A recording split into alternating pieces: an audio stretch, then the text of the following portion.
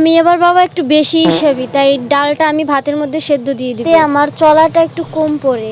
ভাতের মধ্যে দেখা যায় ভাতের মধ্যে ডালটা সেদ্ধ দিলে আলাদা করে আমার সেদ্ধ করতে হয় না, আর ডালটাও কম পড়ে। হাই, কেমন আছেন সবাই? আমি ভালো নই, কারণ প্রচুর ঠান্ডা। এই ঠান্ডার মধ্যে কি করা যায় বলুন তো? রান্না খাওয়া তো ইচ্ছাই করে না, খুব বেশি ঠান্ডা।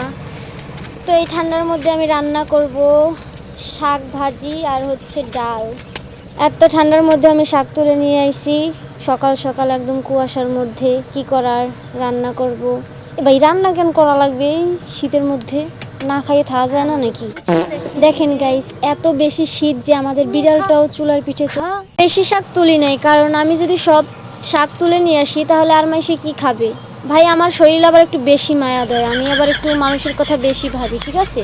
তাই আমি অল্প পরিমাণে নিয়ে আসছি, যতটুকু আমার প্রয়োজন, কারণ আমার বেশির প্রয়োজন নেই।